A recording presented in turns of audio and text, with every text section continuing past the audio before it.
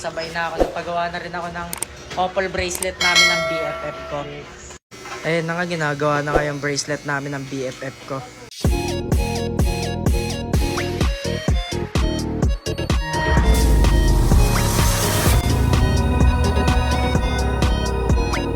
Nandito nga pala kami ngayon sa bilihan ng mga silver mga friend. Dahil nga sa mga hindi lang pala nakakaalam, nasira na nga pala yung couple bracelet namin ng BFF ko. Kaya nga, eto kami ngayon. Bumili na rin naman sila ng mga ala-alahas nila. Yun, nagpasabay na ako. Nagpagawa na rin ako ng couple bracelet namin ng BFF ko. Ayun na nga, ginagawa na nga yung bracelet namin ng BFF ko. At eto lang si Panda.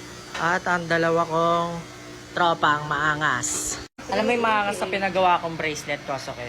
Ano? Pinalagay ko yung pangalan namin. Eme? Nilagay ko, Kitlane. Eme? Totoo, couple bracelet. Hindi mo gagawin yan. Ginawa ko talaga. Ayun na nga, ginagawa na nga, oh. Hindi mo alam?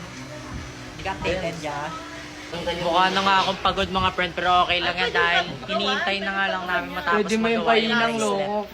Diba? Hinihintay na lang natin matapos yung bracelet. Pero sa mga hindi lang pala nakakaalam mga friend, yung kay Shulin niya pala, yung couple bracelet namin dati, nawala niya yung ganun niya kasi kusang natatanggal eh. Tapos yung sa akin naman, nasira lang kahapon. Kaya nga, nagpagawa na nga ako para talaga Dumayo pa yun ng ano, pre. Mandaluyong, pre. dumayo pa tayo ng Manda. Ma-customize lang yung Kitlane na yan. Totoo. So yun, hintayin na lang natin na dumating yung bracelet. Eto na nga yung bracelet. Grabe, thank you kuya. Solid. Tingin niya, tingin niya. Pakita mo na. Ang ganda, no? Damn! Ikaw talaga bumili niyan? Ready na ako ibigay ito sa BFF ko. Partner kayo ni BFF nyo? Ito, populaan nyo na lang. Ganyan ba yan, friend? Lagay na natin Lalagay mo dito na sa box? para mas maangas at Talaga mas special, no? Ang ganda. Ang ganda ng BFF ko. Ganon. So yun, sinuot ko na yung sa akin. Ready na ako ibigay sa kanya. Ganda ng case, grabe.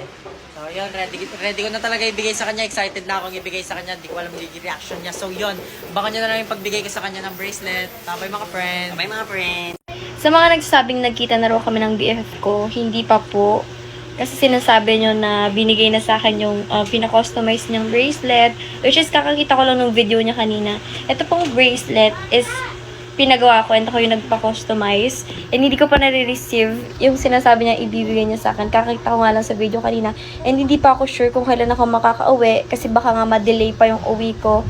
And for now, panoorin nyo na muna yung mga dati naming upload dun sa Chona Vibes sa YouTube. Yun lang. Basta di pa kami nagkikita, masyado kayong ano dyan.